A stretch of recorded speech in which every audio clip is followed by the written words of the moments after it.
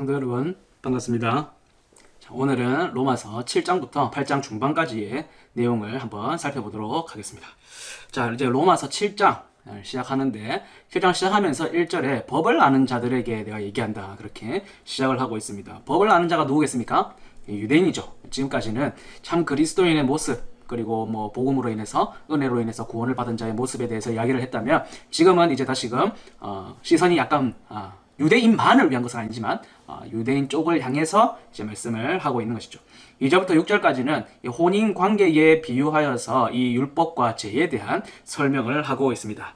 남편이 살아있을 때는 그 아내가 사실상 남편에게 법으로서 메인바가 되어 있다. 그래서 남편의 법을 따라야 되고 또 가정을 위해서 헌신할 필요가 있는 거죠. 그런데 남편이 죽으면 그 법에서부터 자유롭습니다. 가장 중요한 법이 무엇이겠습니까? 사랑의 절개를 지키는 것이죠. 남편이 살아있을 때 만약 다른 남자에게 간다면 그것은 굉장히 음란하고 문란한 죄가 되겠지만, 남편이 죽으면 다른데 시집가는 것도 전혀 문제가 되지 않는다. 그래서 나의 옛사람이 살아있을 때에는 내가 율법에 대해서 매여있고 그 법을 지키는, 죄에 매여있는 그런 사람이었지만, 그리스도와 함께 그때의 그 사람이, 그 옛사람이 죽었기 때문에 이제는 더 이상 그 법에 매일 필요가 없다, 자유롭게 된다, 그렇게 이야기를 하고 있습니다. 그러므로 사별한 전 남편과 같은 그 죄에게 열매를 맺는 것이 아니라, 이제는 진짜 참 신랑이 되시는 우리 하나님 앞에 열매를 맺는 삶을 살아야 된다, 그렇게 설명을 하고 있는 것이죠.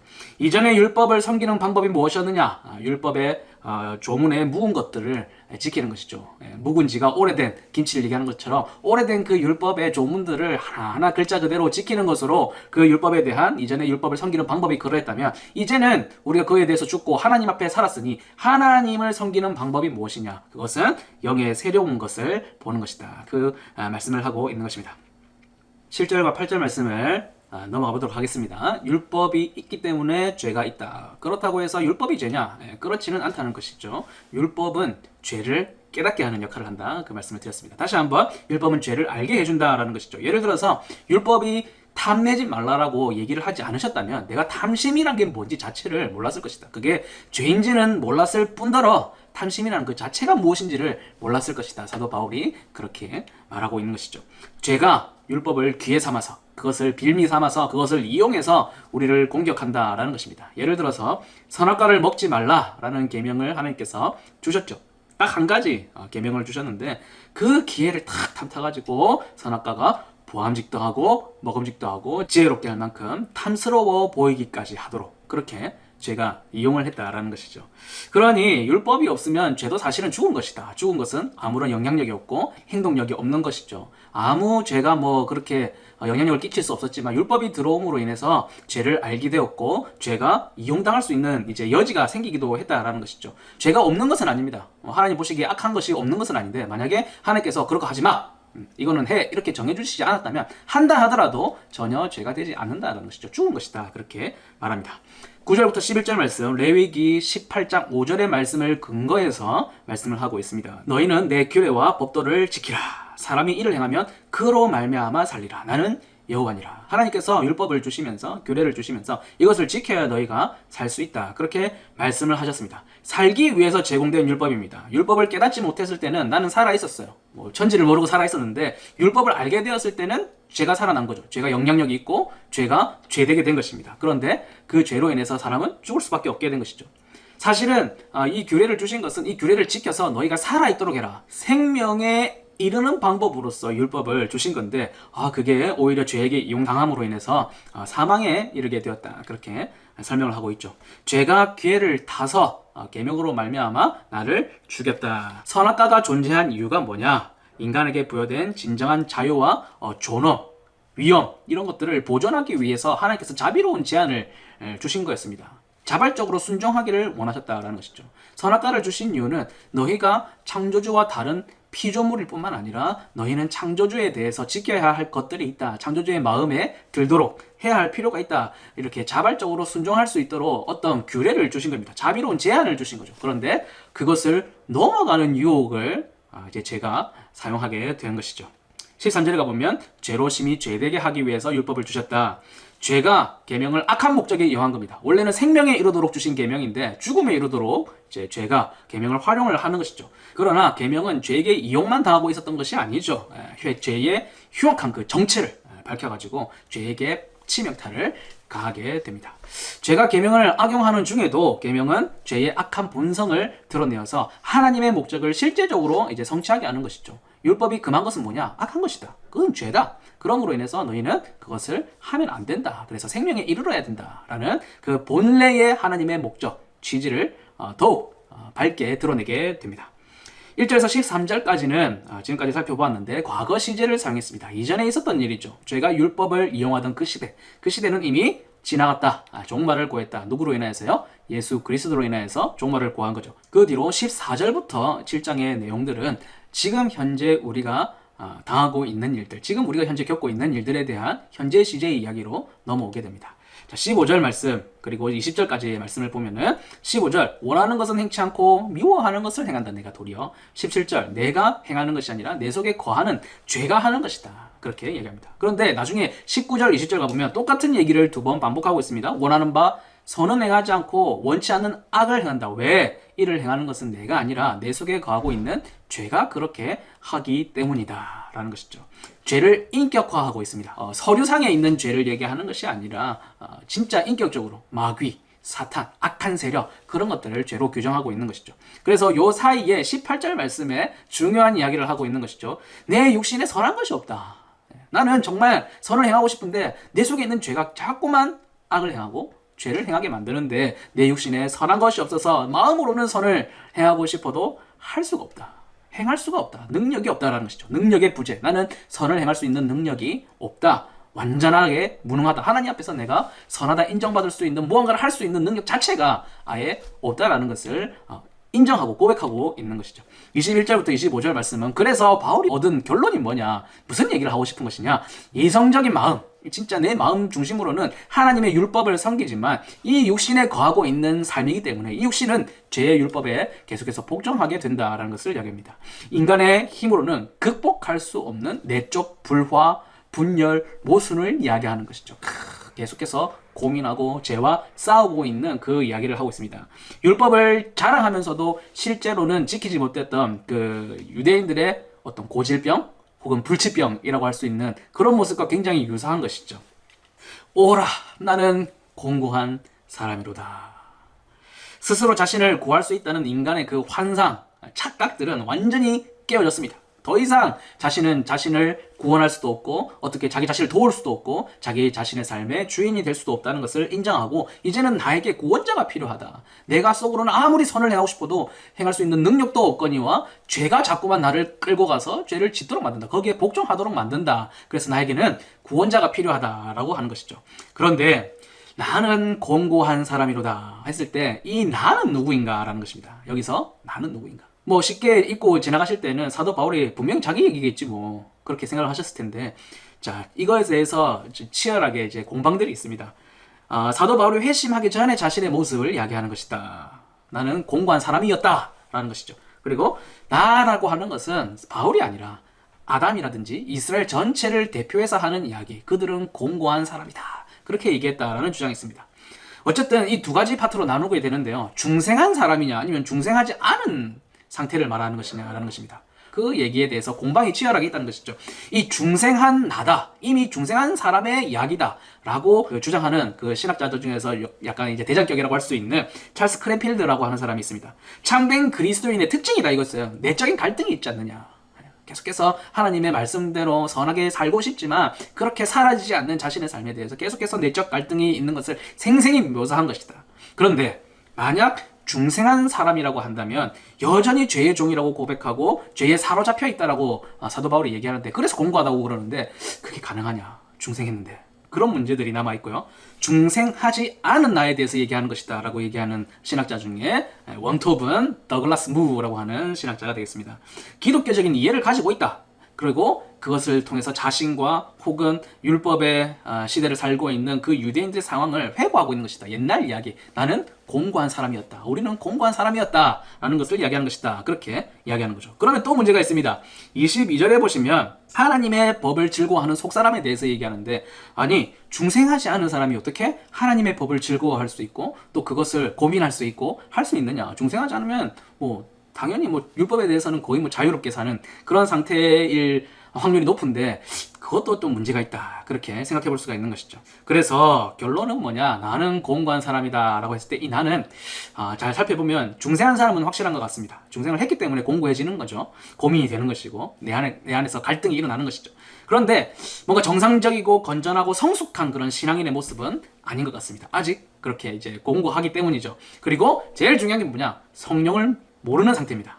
아직 성령을 모르는 상태의 나. 그러니까 사실은 사도 바울이 나는 공고한 사람이다 했을 때 정말 사도 바울 자신을 이야기하는 것처럼 얘기했지만, 신구약의 이 사회 시대를 살고 있는 유대인들 또한 그들이 또 겪고 있을 그 내적 갈등이 있지 않습니까? 이때까지 율법을 목숨과 같이 지키면서 살았는데 그것이 옛 율법 좀은 묵은 것이 되어버리고 이제는 새로운 계명, 은혜의 계명, 예수 그리스도의 계명이 왔다. 그러니까 이 내적인 갈등이 있는 것이죠. 그것을 충분히 이해합니다. 사도 바울이야말로 정말 그 입장을 잘 이해할 수 있는 사람이죠. 교회를 심지어는 율법의 열심을 가지고 박해하기까지 했던 사람이니까 그것을 충분히 이해하는 거죠. 그래서 사도 바울이 공감하는 거예요. 그들의 마음을, 성령을 아직 모르는 그들의 마음을 충분히 공감하면서 나는 공고한 사람이로다 했을 때 이 나가 사도 바울 자기 자신 그 개인만을 얘기하는 것이 아니라 이 시대를 살아가고 있는 신구약의 이 중간기를 살아가고 있는 그 그리스도인들의 굉장히 내적인 갈등 뿐만 아니라 아직도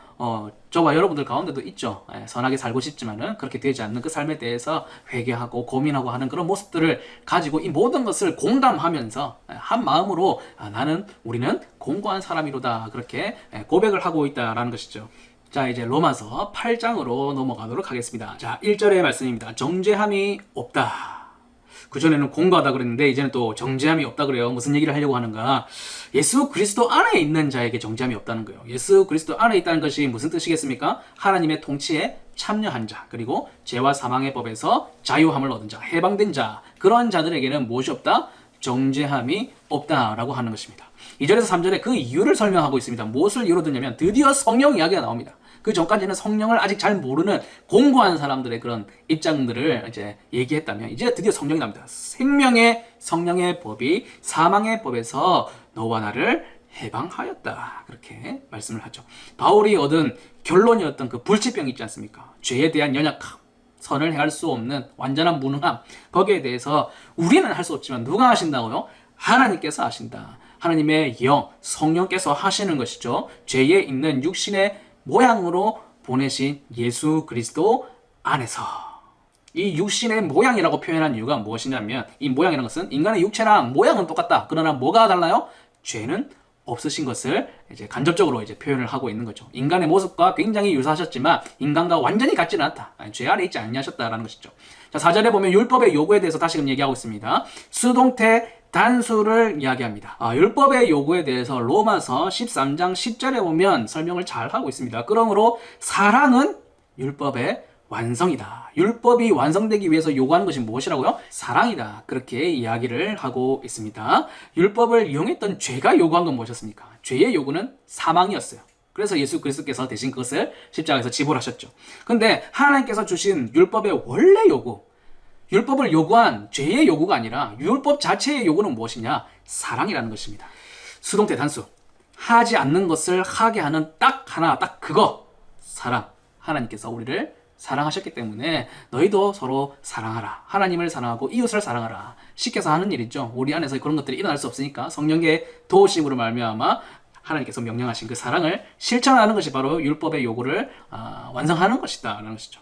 자, 5절에서 8절까지의 말씀은 이 생각에 대해서, 사람의 생각에 대해서 이야기를 하는데요. 생각하나니, 육신에 속한 사람은 육신의 일을 생각하니, 영에 속한 사람은 영의 일을 생각하니, 이렇게 생각을 많이 얘기합니다. 그런데 이 생각한다 할 때 이 생각한다는 표현은 그냥 그렇지, 그럴 수도 있지, 이런 생각에 잠깐 잠기는 그 정도가 아니라 온 마음을 다해서, 온 인격을 다해서, 온 몸을 다해서, 온 신경을 곤두세워서 완전히 그것을 향하고 있는 것을 이야기합니다.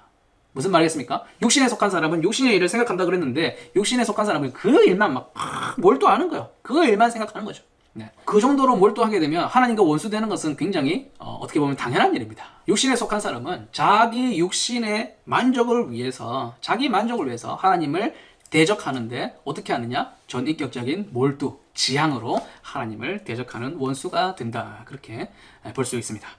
9절에 보면 그리스도의 영에 대해서 말씀을 하십니다. 그리스도의 영이 없으면 그리스도의 사람이 아니다. 영이 없으면 사람이 아니다. 그래서 영혼이 떠난 사람은 죽은 사람이니까 사람이 아니지 그 얘기가 아니고 성령 충만, 하나님의 영이 있는 자가 바로 그리스도인이다. 그 얘기를 하고 있는 겁니다.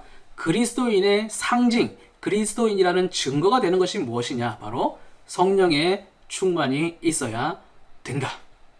성령의 충만이 없으면 무엇이다? 그리스도의 사람이 아니다. 사도 바울이 그렇게 선언을 하고 있습니다. 10절에서 11절 말씀을 보시면 몸은 죄로 말미암아 죽었다. 영은 의로 말미암아 살아 있다라고 되어 있습니다. 근데 몸은 죄로 말미암아 죽었다라는 얘기는 어느 정도 쉽게 좀 이해가 되실 것 같아요. 그런데 영은 의로 말미암아 살아 있는 것이다라는 말이 무슨 말인지 좀 어려울 수 있는데 이것을 그냥 지역하면 뭐 의역하지 말고 그냥 있는 그대로 헬라어를 읽어버리면 무슨 말이 되냐면 성령은 의로 인하여 생명이시다 이렇게 됩니다. 성령은 의로 인하여 생명이다. 어떻게 조금 더 이해가 쉬우신지 모르겠습니다. 성령이 거하시면 너희 영혼을 살릴 뿐만 아니라 또 무엇을 살리신다고요? 너희 죽을 몸도 살리신다. 성령님은 미래 우리 몸의 부활에 대한 어떤 보증이 되어주신다라는 것이죠. 성령 하나님께서는 지금의 우리의 삶을 만지시고 우리의 영혼을 구원하셔서 하나님의 자녀되게 하실 뿐만 아니라 이 몸에, 이 죽을 몸에 미래에 부활할 그 증거와 보증이 되어 주신다라고 하는 것입니다. 자, 다음으로 12절과 17절 말씀, 그리스도인이 가지는 신성한 의무 혹은 그리스도인의 삶의 모습이라고 할 수가 있겠습니다. 12절에 보시면 육신에게 지지 말라 그렇게 말씀합니다. 이기고 지는 것이 있다는 것이 무슨 말이겠습니까? 전투 중에 있다는 것을 암시하는 것이죠. 늘 영적인 전투 가운데 있으니까 육신의 소욕에 지지 말라, 육신에 속한 생각에 지지 말라 그 얘기를 하시고요. 13절에 보면 영으로서 몸의 행실을 죽여라 그렇게 말씀을 합니다. 마태복음 5장 29절부터 30절에 보면 예수님께서 이에 대해서 직설적으로 아주 얘기하신 부분이 있습니다. 눈이 범죄하거든 빼버리라. 손이 너로 범죄하게 하거든 잘라버려라. 발이 너를 잡고 악한 대로 끌고 가거든 발을 잘라버리라. 그리고서 천국에 가는 게 낫다. 눈 없이 천국에 가는 게 낫고 손 없이 천국에 가는 게 낫지. 그거 다 달고 지옥에 가는 것보다는 훨씬 더 그것이 낫다. 무슨 말입니까? 영으로서 몸의 행실을 죽이라는 것이죠. 진짜로 빼고 자르라는 말이 아니라. 다음 15절 말씀. 무서워하는 종의 영이 아닌 양자의 영을 받았다. 죄의 종을 얘기하는 것이죠. 죄의 종의 역할을 하는 그 영이 아니라 하나님의 자녀가 되는 영을 받았다. 그 얘기를 하고 계시는데요. 사실은 이게 어쩔 수 없이 딱 두 가지다라는 것입니다. 중간지대는 없다. 우리가 아빠, 아버지라고 하나님을 부르게 되는데 죄에 속하여서 하나님의 원수가 되느냐 아니면 하나님께 속하여서 하나님의 자녀가 되느냐 그 중간지대가 뭐 있을 수도 있다고 생각하실지 모르겠지만 어쩔 수가 없어요. 진리는 분명하게 칼같이 두 가지를 얘기하고 계십니다. 하나님의 자녀이든지 아니면 죄에 속하여서 하나님의 원수의 자리에 있든지 그 두 가지의 자리가 있다. 그래서 12절에 보면 지지 말라고 얘기하시죠. 전투 중에 있는 중간지대가 없는 바로 그런 상태에 있다는 것입니다. 14절과 16절 말씀을 보시면 성령께서 바로 내가 하나님의 자녀인가 내가 무서워하는 종의 영에 속한 것이 아니라 자녀의 영을 받았으며 또한 하나님의 자녀이며 아빠 아버지라고 부를 수 있게 하시는 그 능력 그 증거 그 도우심이 어디서 나오느냐? 성령 하나님께서 그것이 되어주신다라는 것입니다. 17절에 보면 자녀이거든 또한 상속자다. 그것은 당연한 것이죠. 자녀가 제1번 상속자입니다. 하나님의 자녀라면 또 하나님의 상속자이다. 영생과 하나님 나라의 통치를 너희가 상속받을 상속자다. 이 땅에서 누리는 그 자녀라는 권세가 다가 아니라는 것입니다. 우리가 어디 가서 그리스도인이다, 하나님의 자녀다 얘기할 수 있는 그 권세가 끝이 아니라 나중에 하늘에서 누릴 그 영광과 천국의 상속자가 바로 너희들이다. 그 얘기를 하고 있고요. 그뿐만 아니라 그 천국에서 누릴 최종적인 그 상속을 위하여서 현재 우리가 받아야 되는 예수 그리스도의 남은 고난이라고 얘기를 하죠. 예수 그리스도의 고난, 교회를 위하여 받을 고난, 하나님의 나라를 위하여 받아야 할 그 고난도 너희가 함께 받아야 된다. 자녀된 책임은 하나도 지지 않으면서 자녀된 권리만 누리겠다고 하는 것은 굉장히 나쁜 자녀겠죠. 그래서 말씀하기를 상속자이며 또한 그 상속을 바라고 있다면 지금 너희가 감당해야 될 일들을 능히 잘 감당해야 된다. 그것들이 무엇이겠습니까? 제 1번적으로 여기에는 육신의 생각에 지지 마라. 그리고 영으로서 몸의 행실을 죽이라. 그것이 가장 먼저가 되겠고, 또 부수적으로 교회를 위하여, 하나님의 나라를 위하여 감당해야 될 고난들도 아마 포함을 하고 있다. 그렇게 보시면 되겠습니다. 자, 여기까지 로마서 7장부터 8장 중반까지의 말씀을 보았는데요. 다음 시간에는 8장 중반부터 9장의 말씀까지 그렇게 살펴보도록 하겠습니다. 다음 주까지 평안하시기 바랍니다. 감사합니다.